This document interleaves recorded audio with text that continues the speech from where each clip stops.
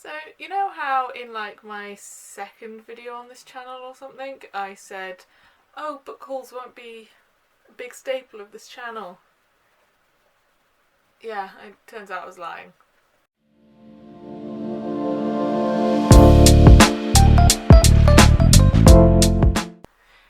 Hello and welcome to my floor. I'm currently sat down on the floor because, as you may be able to see, I have a stack of like 34 books here that I have bought over the past couple of weeks. Now, in my defence, it was my birthday and I did get £100 worth of gift cards for Waterstones. So I think something like 12 of these books are from Waterstones. The rest are from charity shops, and I went to Heimat and I filmed a TikTok whilst there because I'm not comfortable enough to film enough footage outside to make like a full day in the life or like follow me around video on YouTube yet. So I will link that TikTok below if you guys want to watch it. But Heimat is like the book capital of the UK. It's actually called the world's first book town, and there's like a million bookshops, like secondhand bookshops there. So I bought quite a few books there as well, and I'm gonna tell you about them. Okay, I'll go like secondhand books first, and then all of the new books that I bought today, with my birthday money. There's a mixture of like classics, young adult, things like that, and I'll describe each one as I go. Okay, so the ones I bought from my local charity shop. The first one is We Are Called to Rise by Laura McBride. This is probably the only book that I bought that was not already on my like Goodreads TBR. The drawback of sitting on the floor is there may be like cat tail coming through the screen, through the frame. Yeah. But I picked it up because, well, one, because the cover is very nice, and I know you're not supposed to judge a book by its cover, but they said on the thing, it says if you like Donna Tartt, you'll probably like this, and I really enjoyed reading The Secret History, so I'm hoping I will also enjoy this. This seems more like a murder mystery than the Science History was, but we'll see. Next, I bought Brideshead Revisited by Evelyn Waugh. I'm so bad at pronouncing names. I really like these modern classic covers, almost as much as I like the vintage classics. But Brideshead Revisited, I only know from the TV show that was made in the like 1980s. I think it was one of my mum's favourite TV shows. But it follows the story of two boys in a like prestigious boarding school, from what I gather. That's literally all I know about this book. But it was on my list of like classics that I want to read, so yes.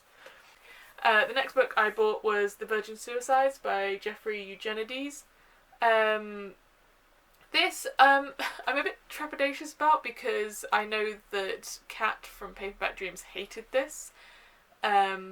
But I believe that Emma really enjoyed this, and as Emma tends to read more classics, I was like, I'm gonna give it a go.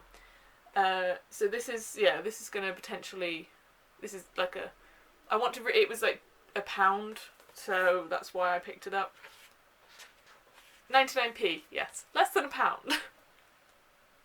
But it's basically a group of 5 sisters, and by the end of one summer they've all committed suicide, and it's like trying to figure out why that is, which was an interesting premise in my opinion.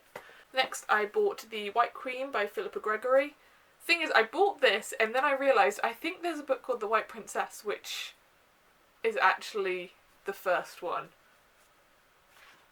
in this series, so I may not be able to read this yet.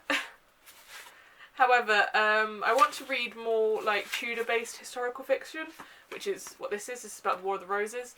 I used to work at Sudeley Castle, which is where Catherine Parr Henry VIII's last wife is buried and where Anne Boleyn lived for a time, and it's very Tudor-centric.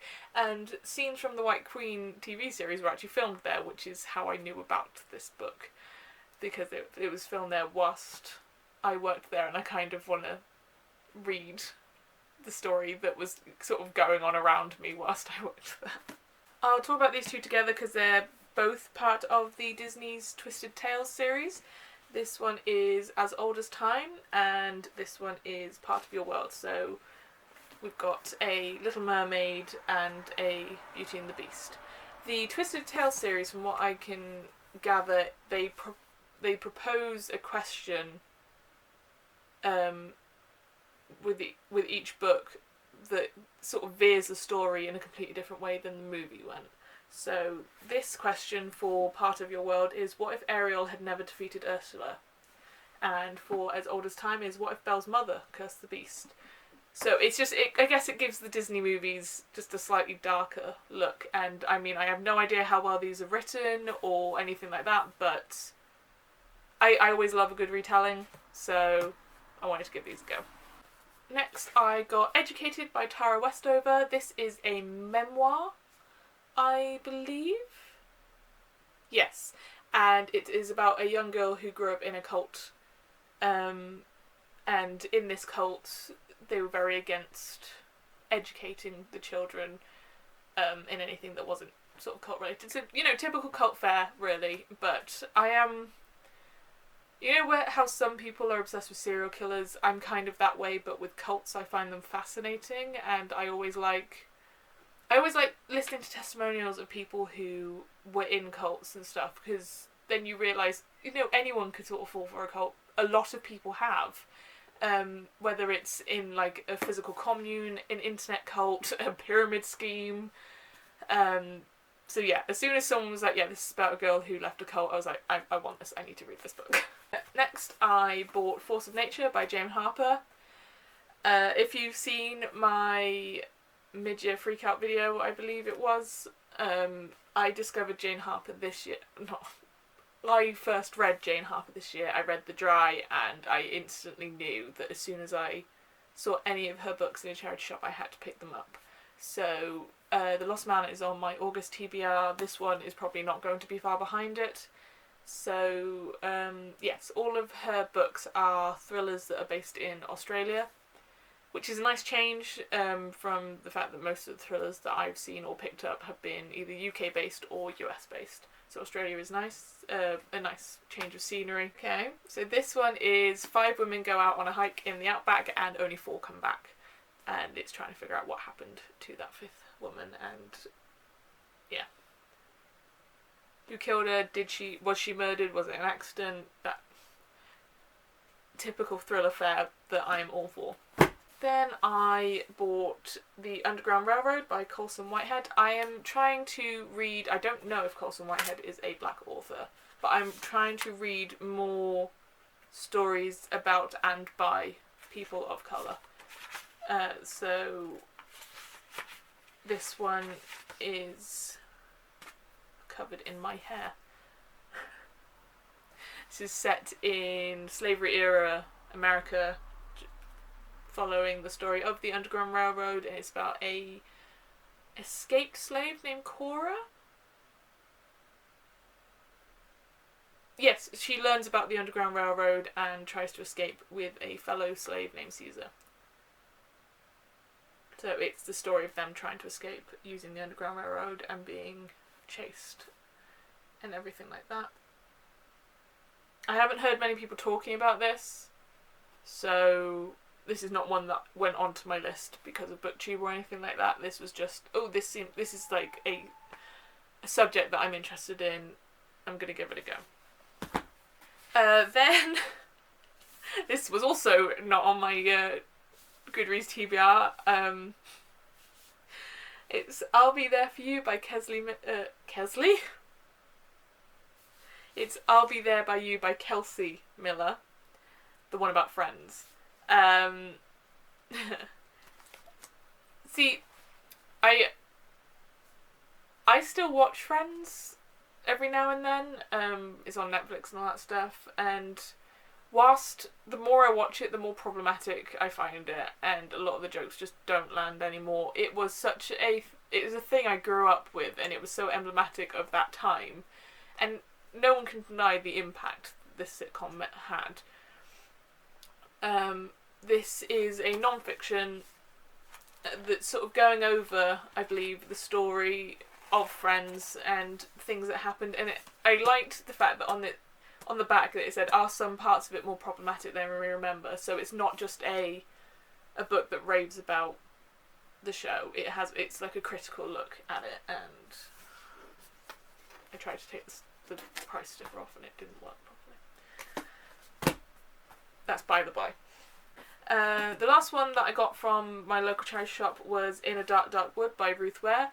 I've never read any Ruth Ware books before, so the fact that this was like 99p, I thought I'll give it a go.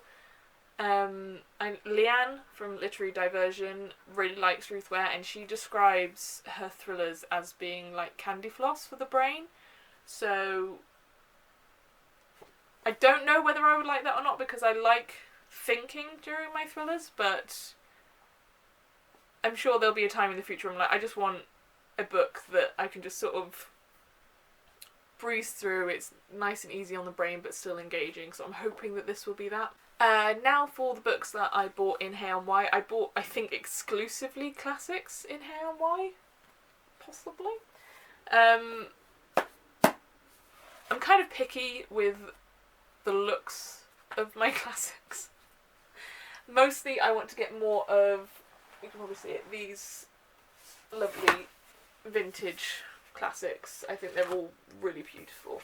Whereas I mostly have, where is it? Oh, it's properly behind me. I have the Penguin Black classics mostly, and a few nice hardbacks, but I'm very stingy when it comes to hardbacks, so unless I get like a decent second-hand one, I'm not going to pick them up. First one I got was, it's upside down, Portrait of the Artist as a Young Man by James Joyce. This is what I think is a really nice copy. I've never seen these kinds of Penguin classics before, but it's very pretty. And for some reason the blurb is this way. Yeah, so from what I know of A Portrait of the Artist as a Young Man, it's more a character study than a through narrative. I've never read any James Joyce before, but I know that this was like quite high on the list of sort of like books to read before you die. A lot of these classics are, I have a 1001 books to read before you die that I have got a bunch of tabs in for. This one looks interesting, I want to give this a go. That was the way I picked a lot of my books before I found like BookTube and BookTok were like compilation books like that, and that was on it. The next one I got was The Age of Innocence by Edith Wharton.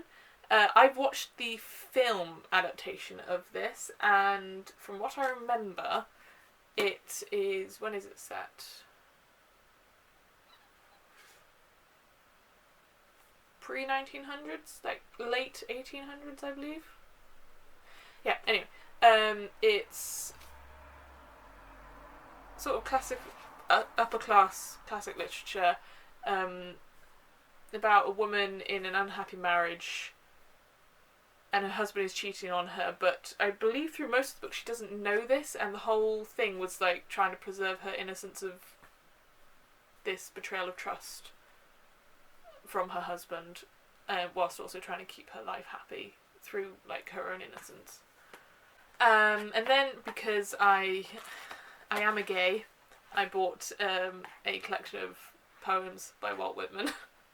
I want to get more into poetry, but the thing is, because I am so divorced from poetry, it was never anything that properly, like when we did English at school, the book reports and things like that, I was always like, yes, I understand literature, but the poetry always kind of flew over my head, and I want to read more poems. And the only poet other than Rudyard Kipling that I do actually know of is Walt Whitman, so I bought a little selected poems of Walt Whitman to try and get more into poetry. And please, if anyone who's watching is actually into poetry and knows any nice poetry anthologies that they would recommend, or books in verse, which is another thing I'm trying to get into, please leave me a comment below. It is something that I definitely want to get more into. Okay, this is probably the only non-classic that I bought, and it's Everything I Never Told You by Celestial Ing? Celeste Ing. Yes.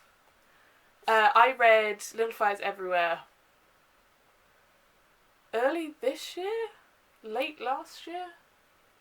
During lockdown. Which is 20 years long at this point. And I loved it. So I knew that I wanted to pick this up. And this is a really nice second-hand copy. I'm not even sure it's been opened before. This is following the story of a Chinese-American family, and they find their, like, prize daughter, Lydia, dead one day. And it's about unravelling, like, the secrets that she never told them. Everything I Never Told You. And how that changes their perception of their daughter. So I'm hoping this is another, like, good character study, the way that Little Fires Everywhere was. And I'm not sure if, because Little Fires Everywhere was a little bit slow at the start, I'm not sure if this is the same, but we'll find out. Then I bought The Tenant of Wildfell Hall by Anne Bronte. This is a really nice copy. I don't know what publisher this is. Scholastic Classics. Never heard of that, like, classics before. This is the first Anne Bronte book that I own. I have read Jane Eyre. I no longer own it because I did not enjoy it. But I also have Wuthering Heights by Emily Bronte. And I'm just going to just fling it on the floor. So this is a, like, Gothic horror, the same way that most Bronte books are. I think all of the sisters wrote Gothic horror. But this one is very subversive for the time that it was written in, which is what I am excited about. I think it involves divorce, which, once again, at the time is just was not heard of. I don't know why I just stopped talking then. Sorry, my brain just stops working every now and then. Then I also bought Earthsea by Ursula K. Le Guin. This is actually the first 4 books in one. But look at, it's such a gorgeous copy. Penguin really know how to do good copies of books. So this contains Wizard of Earthsea, The Tombs of Atuan, The Farthest Shore, and Tehanu. Anyway, ever since, since watching the Ghibli movie, which I know is, like, nothing like this book, as Ghibli adaptations tend to be, but I still love them. And also Dominic Noble's Lost in Adaptation series about Earthsea. I've really wanted to read these, like, good classic fantasy. I then bought Do Androids Dream of Electric Sheep by Philip K. Dick. This is the novel that inspired Blade Runner, which, as a movie, I kind of enjoyed. Did not enjoy all of the sexual assault overtones of it, and I'm not sure how in-depth we get in this for things like that, but the whole concept of, like, clones and who is a replicant, who isn't, that kind of sci-fi mystery, I feel like this is one of the pioneers of that, so I'm really excited for it. I also did not realise quite how short it was when I was looking for it, but then I got 2001 A Space Odyssey by Arthur C. Clarke. This is the 50th anniversary edition, and it's so cool.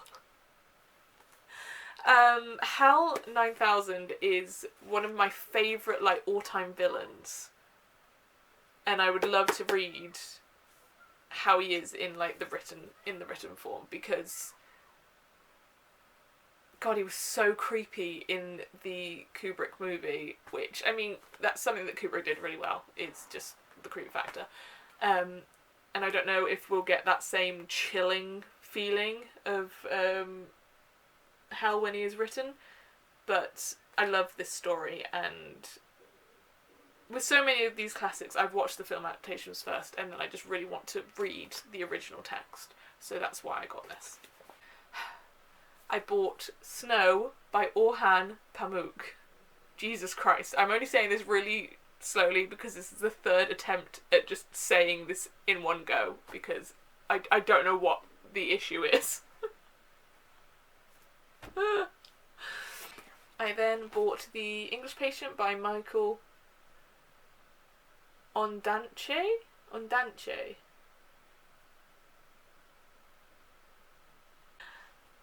Yeah, okay, this is set during the Second World War, and follows a group of characters who have shell shock. And that is all I know about it. But it was also on my list of books that I want to like have a go at. And then this is the most expensive book I got from Hay. It was all of £12. It's also the only hardback that I picked up, and it is Uncomfortable Conversations with a Black Man by Emmanuel Acho.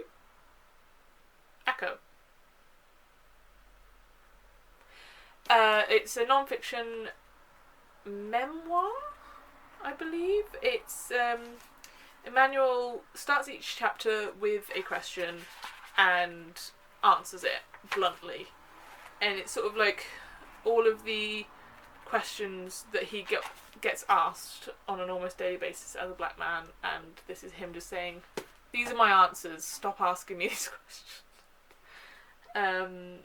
Okay, so I've just figured out that my camera stops recording after 29 minutes, so I hope I didn't lose too much. I don't think I did. I think the last thing I was talking about was Uncomfortable Conversations with a Black Man, and the only thing that I was saying was that I've been actively looking for more stories about and written by people of colour,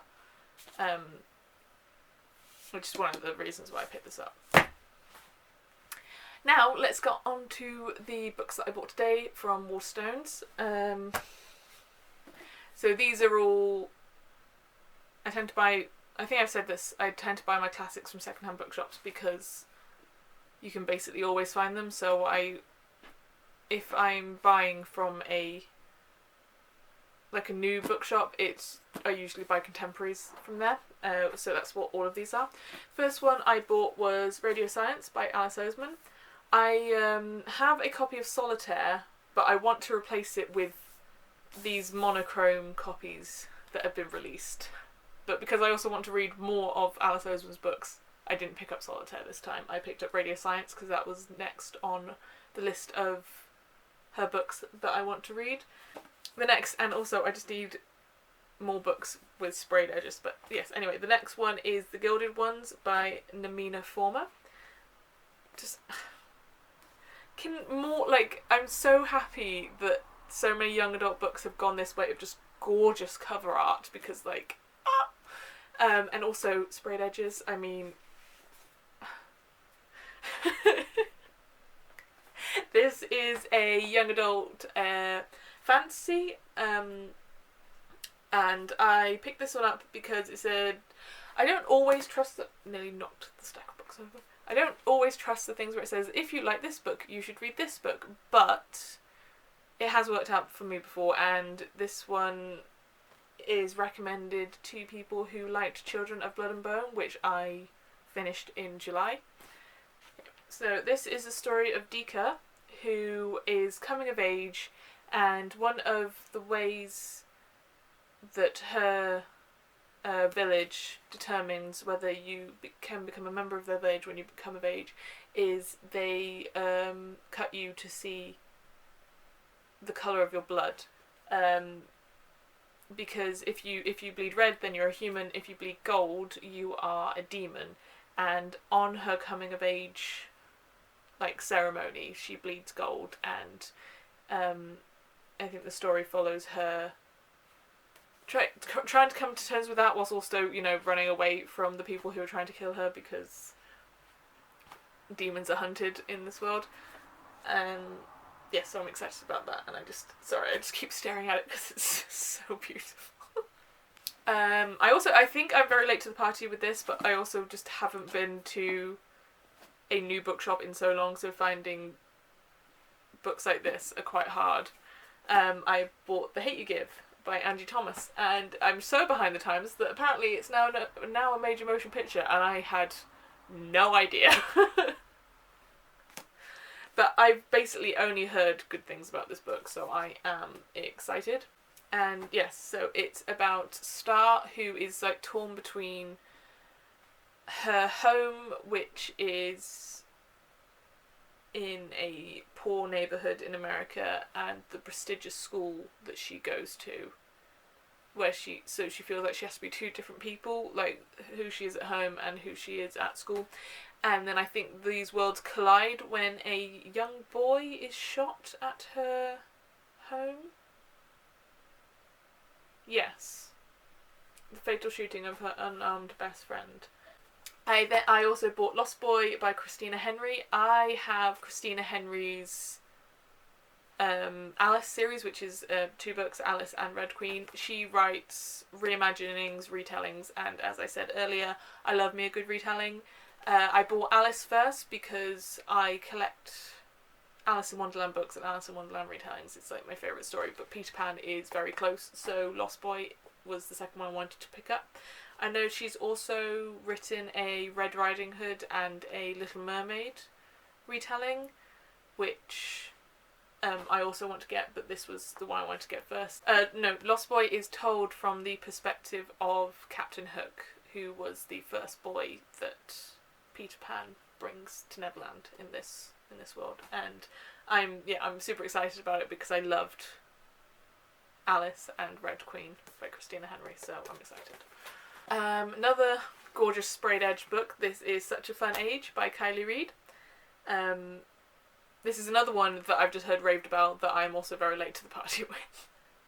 And this is about Amira, who is taking the little girl that she childminds to the supermarket, and she gets stopped because the little girl is white and she is not, and it's like she gets stopped by a police officer who thinks that she's kidnapped this little girl. Next, I bought Mexican Gothic by Silvia Moreno Garcia. I'm having such an issue with names today. I'm so sorry, my mouth just is not working as fast as my brain is. Another gorgeous cover, another book that made its rounds on BookTube that I am just behind the times on again. Yes, so I think this is like a mystery / thriller set in Mexico, following a socialite named Naomi, and one day she gets a call from a cousin who is frantic about her husband, I believe. Yes, her newlywed cousin who is begging to be rescued from a mysterious doom. But this is another one that I've heard great things about, and I am excited to get into. I also bought The Seven Husbands of Evelyn Hugo by Taylor Jenkins Reid. I also want to read Daisy Jones and Six, but once again I have the rule of until you have read at least one book by an author, you're not buying more than one by that same author. This is one that I put on my TBR like 2 years ago or something, and I can't really remember the plot of, but I do, as soon as I saw it I was like, I know that cover because it is gorgeous, and that is Wilder Girls by Rory Power. It's just so beautiful. But I believe that this is a YA dystopia, which may also be the reason I picked it up, because YA dystopia just instantly goes to the top of my list, to be honest. Oh! Ooh, okay. No, this is a book set in a boarding school where a mysterious disease is infecting people and they are either dying or they are mutating. And yes, so I got the wrong end of the stick, but that still sounds really interesting. This is not a novel, this is something I bought as a coffee table book, and it is Ex Libris by Michinko Kakutani. I don't know why I suddenly started talking with a weird accent, I'm very sorry. but this is a little bit like my 1001 Books to Read Before You Die. It's a book of books. It's this is also a signed copy as well. But it comes with like beautiful artwork of the books that are described, and it's another good way of finding about maybe more like classic literature that I want to try and I want to read, and like look at that.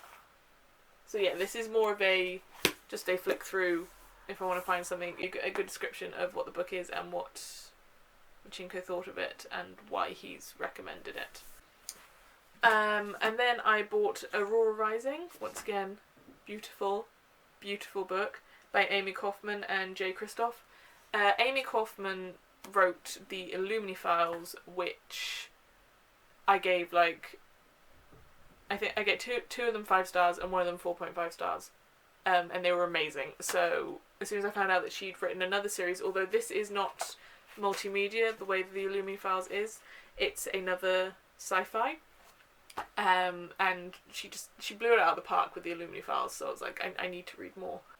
Yes, and the Aurora series follows a group of freshly graduated cadets who are thrown into like a situation that is just sort of, it's too advanced for them really, but they're the only ones that were available to do it. And now I think they're stuck at the edge of space and trying to deal with each other whilst also staying alive. And space survival is a genre that I've only recently got into but have absolutely fallen in love with. The first one I bought was Heimat by Nora Krug. This is a memoir in the form of a graphic novel. It has diary entries, photos, but it's basically Nora went through sort of her family, both sides of her family tree, and to figure out what they did during World War II, because a German student that I went to university with could attest to this as well. He told us that as German students are raised, they are raised to have basically like no sort of pride in their nationality because of their history. They're taught from very young about, you know, what their country did and everything. And I think this focuses a lot on trying to overcome that ingrained shame, because it's not like Nora did anything wrong. She wasn't alive during this, and I mean, I don't know how her family were related to what happened during the war, and I understand why the German government would have a focus on rooting out nationalism, because nationalism is never good regardless of the country. But this was a recommendation from Leanne, again, from Literary Diversions. She said this was really good, but also really quite a hard read,